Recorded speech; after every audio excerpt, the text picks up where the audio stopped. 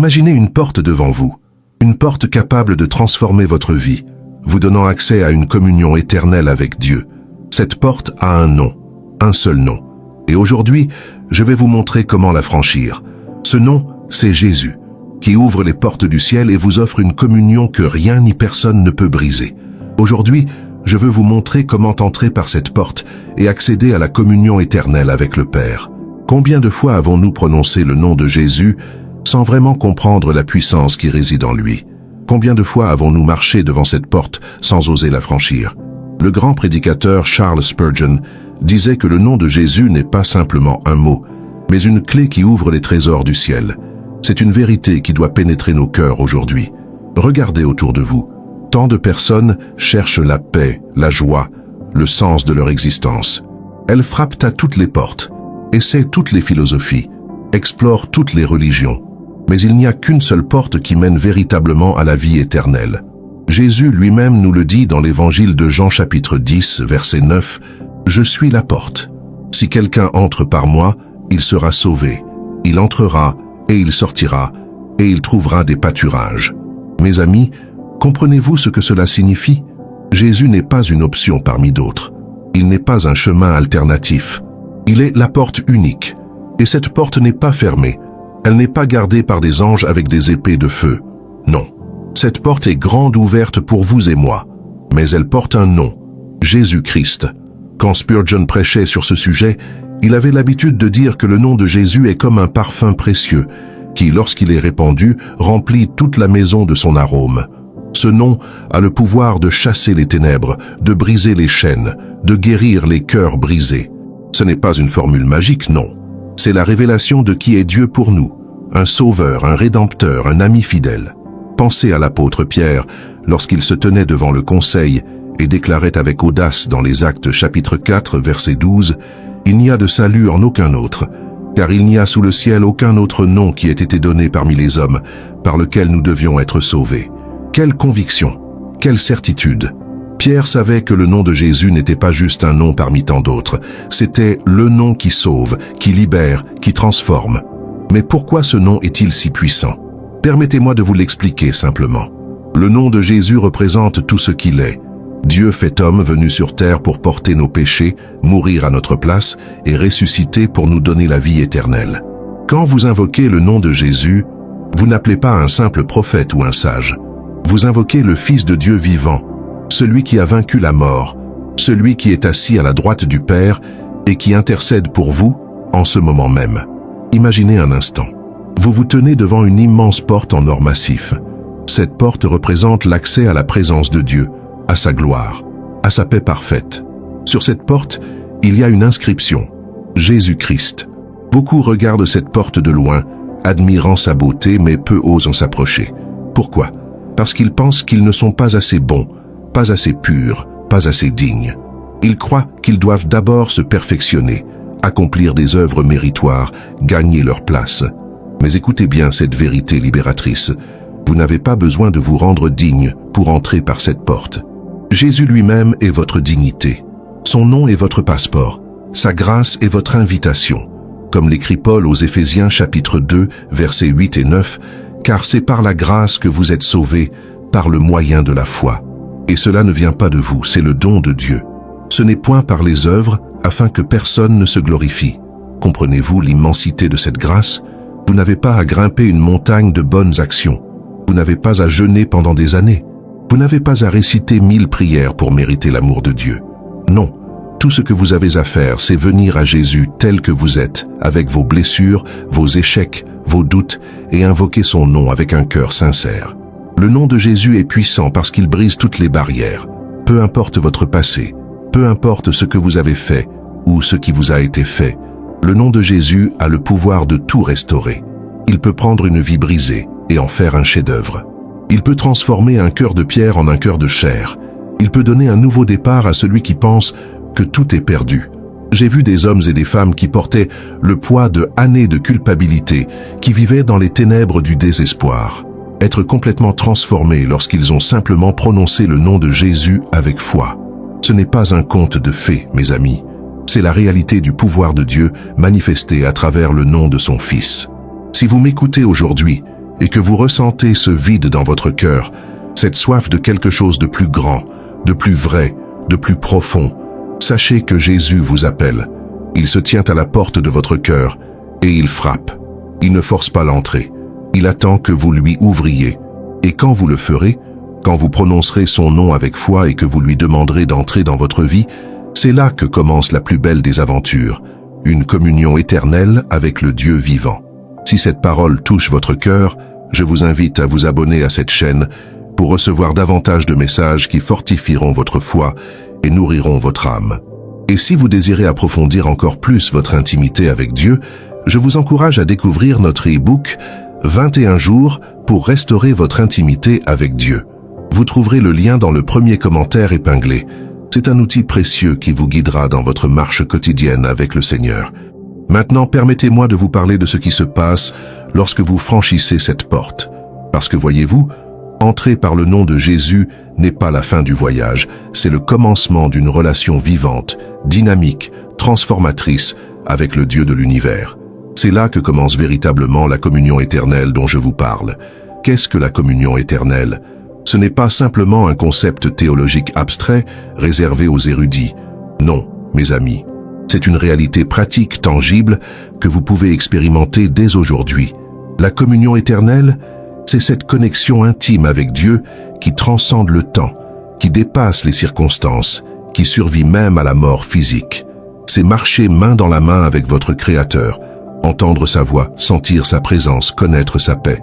Dans le premier chapitre de la première épître de Jean, verset 3, l'apôtre écrit « Ce que nous avons vu et entendu, nous vous l'annonçons, à vous aussi, afin que vous aussi vous soyez en communion avec nous. Or, notre communion est avec le Père et avec son Fils Jésus-Christ. » Voyez-vous la beauté de ces mots? La communion n'est pas une activité solitaire, c'est une invitation à entrer dans la famille de Dieu, à partager la vie même du Père et du Fils. Mais comment entre-t-on concrètement dans cette communion? Comment passe-t-on de la simple connaissance intellectuelle de Jésus à une relation vivante avec lui? Laissez-moi vous guider à travers ce processus merveilleux. Premièrement, vous devez reconnaître que vous avez besoin de Jésus, pas d'une manière superficielle, mais avec une conscience profonde de votre condition spirituelle. Nous sommes tous séparés de Dieu à cause du péché. C'est une vérité que beaucoup refusent d'accepter aujourd'hui, mais elle demeure inébranlable. Romains chapitre 3, verset 23, nous dit clairement « Car tous ont péché et sont privés de la gloire de Dieu. Personne n'est exempt. Ni vous, ni moi, ni le plus religieux des hommes. Nous avons tous manqué la cible. Nous avons tous besoin d'un sauveur. Et c'est précisément pour cette raison que Jésus est venu. Il n'est pas venu pour les justes, mais pour les pécheurs. Il n'est pas venu pour ceux qui pensent avoir tout compris, mais pour ceux qui reconnaissent humblement leur besoin de lui. Quand vous reconnaissez ce besoin, quand vous admettez votre incapacité à vous sauver vous-même, c'est là que commence le miracle. Parce que Jésus ne rejette jamais celui qui vient à lui avec un cœur humble. Il dit lui-même dans Jean chapitre 6, verset 37, « Tous ceux que le Père me donne viendront à moi, et je ne mettrai pas dehors celui qui vient à moi. » Quelle promesse extraordinaire! Vous n'avez pas à craindre d'être rejeté. Si vous venez à Jésus, il vous accueille. Deuxièmement, vous devez croire que Jésus est qui il dit être, le Fils de Dieu, mort pour vos péchés et ressuscité pour votre justification. Ce n'est pas une foi aveugle, mes amis. C'est une foi basée sur des faits historiques, sur des témoignages vérifiables, sur la transformation de millions de vies à travers les siècles. Jésus a vraiment marché sur cette terre. Il a vraiment été crucifié sous Ponce Pilate. Il est vraiment sorti du tombeau le 3e jour. Et il est vraiment vivant aujourd'hui. Cette foi n'est pas quelque chose que vous pouvez fabriquer par vous-même. C'est un don de Dieu, mais c'est un don que vous devez recevoir. Imaginez que quelqu'un vous tende un cadeau précieux. Si vous ne tendez pas la main pour le prendre, le cadeau reste dans les mains du donateur. De la même manière, Dieu vous offre le salut, la vie éternelle, la communion avec lui à travers Jésus. Mais vous devez tendre la main de votre foi pour recevoir ce don. Troisièmement, vous devez vous repentir de vos péchés. La repentance n'est pas simplement regretter ce que vous avez fait. C'est un changement radical de direction. C'est faire demi-tour et marcher dans la direction opposée. Si vous marchiez vers le sud, vous repentir signifie faire demi-tour et marcher vers le nord. C'est abandonner votre ancienne façon de vivre et embrassez la nouvelle vie que Jésus vous offre. Dans les Actes des Apôtres, chapitre 3, verset 19, Pierre proclame « Repentez-vous donc et convertissez-vous pour que vos péchés soient effacés. » Remarquez l'ordre. D'abord la repentance, ensuite le pardon. Dieu ne vous demande pas d'être parfait avant de venir à lui. Mais il vous demande d'avoir un cœur sincère qui désire changer, qui aspire à la sainteté, qui veut marcher dans ses voies. Et voici la merveilleuse nouvelle. Quand vous faites ces pas vers Jésus, quand vous reconnaissez votre besoin, croyez en lui et vous repentez. Quelque chose d'extraordinaire se produit dans le monde invisible. Vous entrez par la porte, vous franchissez le seuil, vous passez des ténèbres à la lumière, de la mort à la vie, de l'esclavage à la liberté. Vous devenez un enfant de Dieu, héritier de toutes ses promesses, membre de sa famille éternelle. Jean chapitre 1, versets 12 et 13 déclare « Mais à tous ceux qui l'ont reçu, à ceux qui croient en son nom, elle a donné le pouvoir de devenir enfants de Dieu, lesquels sont nés non du sang, ni de la volonté de la chair, ni de la volonté de l'homme, mais de Dieu. » Vous saisissez l'immensité de cette vérité? Vous qui étiez autrefois étrangers, vous devenez fils ou filles. Vous qui étiez autrefois ennemis, vous devenez amis. Vous qui étiez autrefois perdus, vous êtes retrouvés. Cette nouvelle naissance n'est pas symbolique, elle est réelle, elle est spirituelle, mais tout aussi réelle que votre naissance physique. Quand vous entrez par la porte de Jésus, l'Esprit Saint vient habiter en vous. Vous recevez une nouvelle nature. Vos désirs commencent à changer. Vos priorités se réorganisent. Vous commencez à voir le monde avec de nouveaux yeux. Ce qui autrefois vous satisfaisait ne vous suffit plus. Ce qui autrefois vous attirait perd son pouvoir sur vous. Vous avez soif de Dieu, de sa parole, de sa présence. Et c'est là, mes bien-aimés, que la communion éternelle devient votre réalité quotidienne. Vous n'avez plus à attendre le ciel pour connaître Dieu.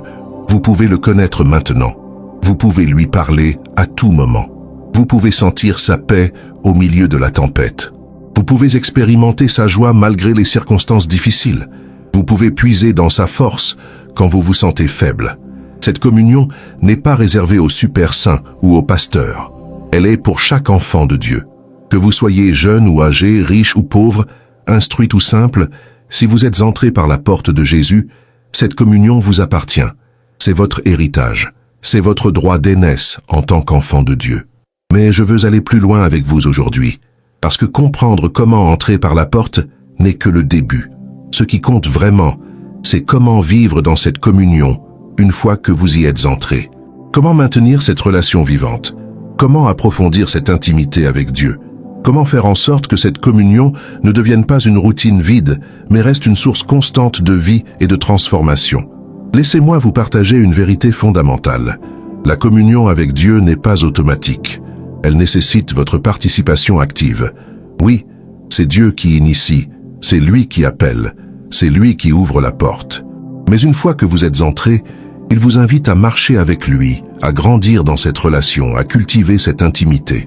Ce n'est pas un fardeau, mes amis. C'est un privilège extraordinaire. Pensez à n'importe quelle relation significative dans votre vie. Que ce soit avec votre conjoint, vos enfants, vos amis proches. Ces relations ne s'approfondissent pas par magie. Elles grandissent à travers le temps passé ensemble, la communication, le partage, la vulnérabilité, l'engagement. Il en va de même avec votre relation avec Dieu. Plus vous passez de temps en sa présence, plus vous le connaissez. Plus vous communiquez avec lui, plus vous entendez sa voix. Plus vous lui ouvrez votre cœur, plus il se révèle à vous. La première clé pour maintenir cette communion, c'est la prière. Non pas la prière formelle, récitée mécaniquement comme une formule magique, mais la prière qui vient du cœur, la conversation sincère avec votre Père céleste. Jésus nous enseigne dans Matthieu chapitre 6 verset 6, « Mais quand tu pries, entre dans ta chambre, ferme ta porte, et prie ton Père qui est là dans le lieu secret. Et ton Père, qui voit dans le secret, te le rendra. » Voyez-vous ce que Jésus nous dit?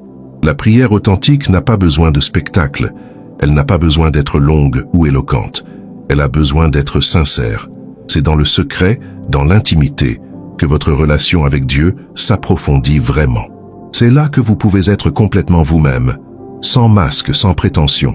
Vous pouvez lui dire vos joies, vos peines, vos peurs, vos rêves. Vous pouvez lui poser vos questions, exprimer vos doutes, partager vos frustrations. Il n'est pas choqué par votre honnêteté. Au contraire, il l'accueille. Et voici quelque chose de merveilleux. Quand vous priez au nom de Jésus, vous ne priez pas comme un mendiant qui espère que le roi daignera l'écouter. Vous priez comme un enfant qui s'approche avec confiance de son Père aimant. Jean chapitre 15 verset 7 nous dit « Si vous demeurez en moi et que mes paroles demeurent en vous, demandez ce que vous voudrez et cela vous sera accordé. » C'est une promesse extraordinaire, mais remarquez la condition. Demeurez en Christ et laissez ses paroles demeurer en vous. La deuxième clé pour maintenir cette communion, c'est précisément cela, la méditation de la parole de Dieu. La Bible n'est pas un simple livre d'histoires anciennes, c'est la voix vivante de Dieu pour vous aujourd'hui. Chaque fois que vous ouvrez les Écritures avec un cœur humble et réceptif, Dieu vous parle. Il éclaire votre chemin, il vous guide dans vos décisions, il vous réconforte dans vos épreuves, il vous corrige dans vos erreurs, il vous encourage dans votre marche.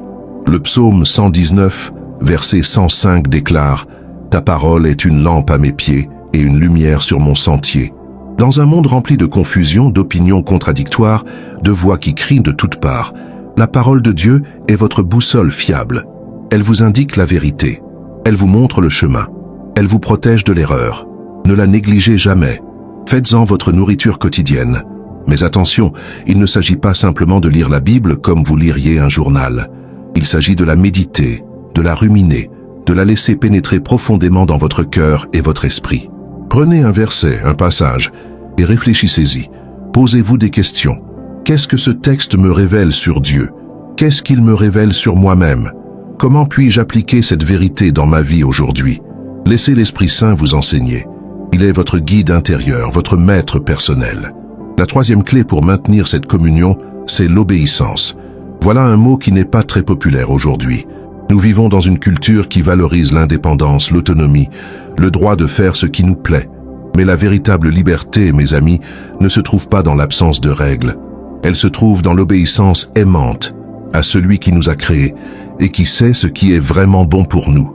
Jésus dit dans Jean chapitre 14, verset 21, « Celui qui a mes commandements et qui les garde, c'est celui qui m'aime.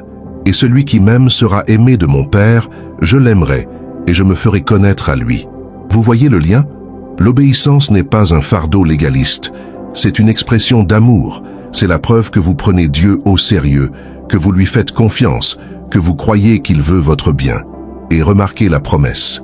Jésus se fera connaître à vous. Plus vous marchez dans l'obéissance, plus vous le connaissez intimement. Ce n'est pas que Dieu se cache de ceux qui désobéissent, mais le péché crée un voile, une barrière qui obscurcit notre vision spirituelle. Quand vous vivez dans l'obéissance, ce voile est enlevé. Vous voyez plus clairement, vous entendez plus distinctement, vous sentez plus profondément sa présence. L'obéissance n'est pas toujours facile, je ne vais pas vous mentir. Il y aura des moments où Dieu vous demandera de faire des choses qui vont à l'encontre de votre nature, de vos désirs, de votre logique humaine. Il vous demandera peut-être de pardonner à quelqu'un qui vous a profondément blessé. Il vous demandera peut-être de donner généreusement alors que vous avez peu. Il vous demandera peut-être de rester fidèle alors que tout le monde autour de vous fait des compromis. Mais voici ce que je peux vous garantir. Chaque fois que vous choisissez d'obéir à Dieu, même quand c'est difficile, vous découvrez qu'il est fidèle. Il vous donne la force dont vous avez besoin. Il vous accorde la paix qui dépasse toute intelligence. Il transforme votre obéissance en bénédiction que vous n'auriez jamais pu imaginer. L'obéissance ouvre toujours des portes. Elle ne les ferme jamais. La quatrième clé pour maintenir cette communion, c'est la communion fraternelle. Vous ne pouvez pas marcher seul dans cette vie chrétienne. Vous avez besoin d'autres croyants. Vous avez besoin d'une église, d'une communauté de foi où vous pouvez être encouragé, édifié, corrigé, aimé. Hébreux chapitre 10, verset 25. Nous exhorte, n'abandonnons pas notre assemblée comme c'est la coutume de quelques-uns, mais exhortons-nous réciproquement, et cela d'autant plus que vous voyez s'approcher le jour. Pourquoi est-ce si important? Parce que nous sommes faibles, mes amis. Nous avons tous des moments de doute, de découragement, de tentation.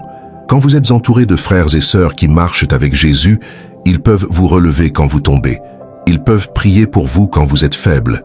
Ils peuvent vous rappeler la vérité quand vous êtes tenté de croire les mensonges de l'ennemi. Et ce n'est pas seulement pour votre bénéfice.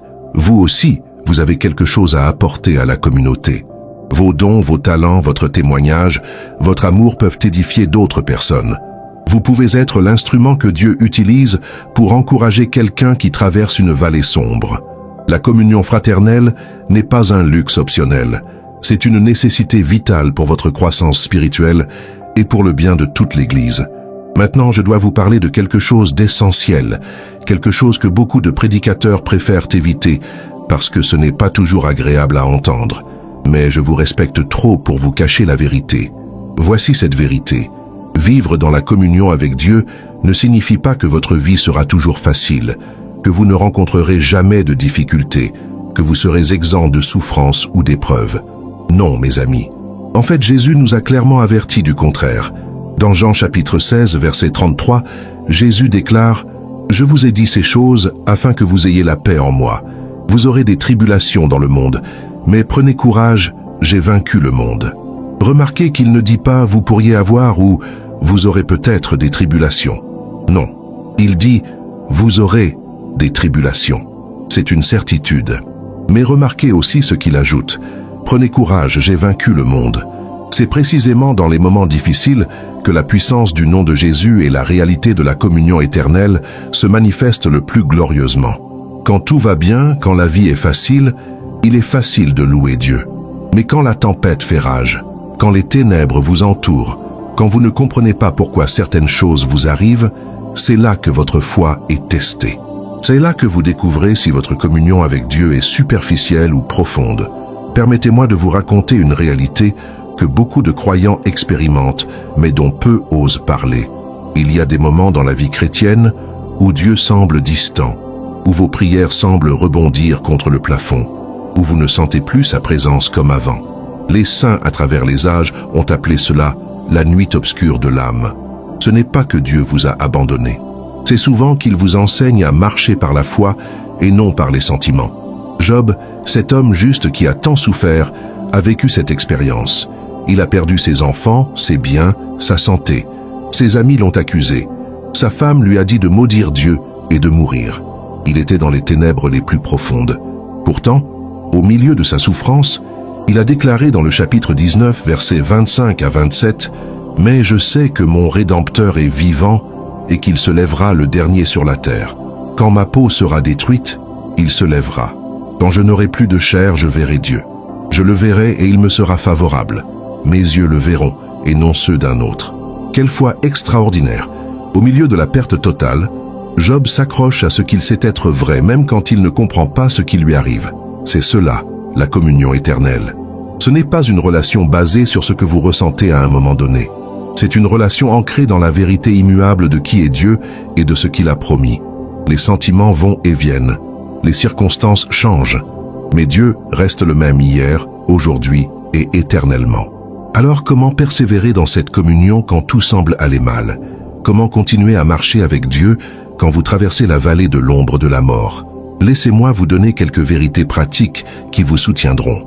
Premièrement, rappelez-vous constamment les promesses de Dieu. Ne vous concentrez pas sur ce que vous voyez avec vos yeux naturels. Regardez plutôt ce que Dieu a dit dans sa parole. Romains chapitre 8, versets 38 et 39 nous assure « Car j'ai l'assurance que ni la mort ni la vie, ni les anges ni les dominations, ni les choses présentes, ni les choses à venir, ni les puissances, ni la hauteur, ni la profondeur, ni aucune autre créature ne pourra nous séparer de l'amour de Dieu manifesté en Jésus-Christ notre Seigneur. Rien ne peut vous séparer de l'amour de Dieu. Absolument rien. Même quand vous ne le sentez pas, il est là. Même quand vous doutez, il reste fidèle. Deuxièmement, continuez à faire ce que vous savez devoir faire, même quand vous n'en avez pas envie. Continuez à prier, même si vos prières vous semblent vides. Continuez à lire la parole, même si elle vous semble sèche. Continuez à vous rassembler avec d'autres croyants, même si vous préféreriez rester seul. La fidélité dans les petites choses pendant les temps difficiles prépare le terrain pour de grandes percées. Pensez à un agriculteur qui sème des graines. Il ne voit pas immédiatement les résultats. Il doit arroser, désherber, attendre patiemment. Il y a des jours où il ne voit aucun changement. Mais sous la surface, quelque chose se passe. Les racines poussent, la vie germe. Et un jour, la récolte apparaît. Il en va de même dans votre marche spirituelle. Même quand vous ne voyez pas de résultats immédiats, continuez à cultiver votre relation avec Dieu. La récolte viendra au temps de Dieu. Troisièmement, Apprenez à voir les épreuves comme des opportunités de croissance plutôt que comme des punitions.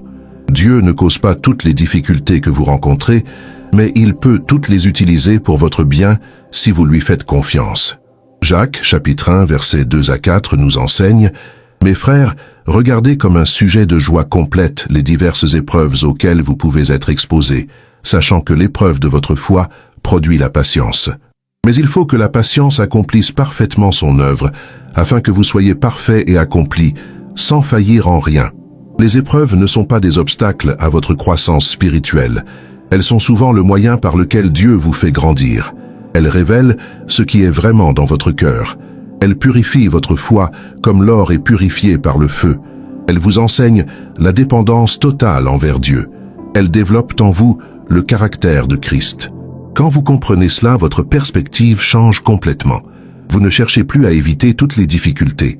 Vous apprenez à les traverser avec Dieu, sachant qu'il a un but dans tout cela. Quatrièmement, entourez-vous de personnes qui vous encourageront dans votre foi. C'est ici que la communion fraternelle, dont j'ai parlé plus tôt, devient cruciale. Quand vous êtes découragé, vous avez besoin de quelqu'un qui vous rappelle les promesses de Dieu. Quand vous êtes tenté d'abandonner, vous avez besoin de quelqu'un qui vous encourage à persévérer. Quand vous doutez, vous avez besoin de quelqu'un dont la foi peut porter la vôtre jusqu'à ce que vous retrouviez votre équilibre. Ne faites pas l'erreur de vous isoler quand vous traversez des moments difficiles. C'est précisément dans ces moments que vous avez le plus besoin de la communauté. Oui, il y a un temps pour la solitude avec Dieu. Mais il y a aussi un temps pour chercher le soutien de vos frères et sœurs en Christ. Ils sont le corps de Christ pour vous. Ils sont ses mains pour vous relever, ses bras pour vous étreindre, sa voix pour vous encourager. Cinquièmement, gardez une perspective éternelle. Cette vie n'est pas tout ce qu'il y a. Vous êtes des pèlerins sur cette terre, en route vers votre véritable maison. Paul dit dans 2 Corinthiens chapitre 4 verset 17 « Car nos légères afflictions du moment présent produisent pour nous, au-delà de toute mesure, un poids éternel de gloire. » Remarquez comment il appelle les afflictions légères et du moment présent quand on les compare à la gloire éternelle qui nous attend. Cela ne minimise pas votre douleur actuelle. Cela la met simplement en perspective. Ce que vous traversez maintenant, aussi difficile que ce soit, n'est que temporaire. Mais la communion que vous avez avec Dieu, la relation que vous construisez avec lui, la transformation qu'il opère en vous, tout cela est éternel. Quand vous vous tiendrez devant lui un jour, vous verrez que chaque larme, chaque lutte, chaque moment de persévérance en valait la peine. La communion éternelle ne signifie pas l'absence de défis. Elle signifie la présence constante de celui qui est plus grand que tous vos défis. Elle signifie que vous n'êtes jamais seul, jamais abandonné, jamais sans espoir. Peu importe ce à quoi vous faites face aujourd'hui, le nom de Jésus est plus puissant. Sa grâce est suffisante. Sa force se perfectionne dans votre faiblesse. Et sa promesse demeure. Je ne te délaisserai point et je ne t'abandonnerai point, comme il est écrit dans Hébreux chapitre 13, verset 5. Mes bien-aimés, nous arrivons au terme de ce message aujourd'hui. J'espère que ces paroles ont touché votre cœur et vous ont encouragé à entrer par la porte de Jésus pour vivre cette communion éternelle qui transforme tout. Le nom de Jésus est véritablement puissant et il vous attend les bras ouverts. Je vous remercie sincèrement d'avoir pris le temps de m'écouter jusqu'à la fin. Si ce message vous a béni, je vous encourage à vous abonner à cette chaîne, à laisser un like et à partager vos réflexions dans les commentaires ci-dessous. Votre témoignage peut encourager d'autres personnes. Et si vous désirez approfondir votre intimité avec Dieu, je vous recommande notre e-book « 21 jours pour restaurer votre intimité avec Dieu ». Le lien se trouve dans le premier commentaire épinglé. Continuez maintenant avec les prochaines vidéos qui apparaîtront sur votre écran. Que Dieu vous bénisse abondamment.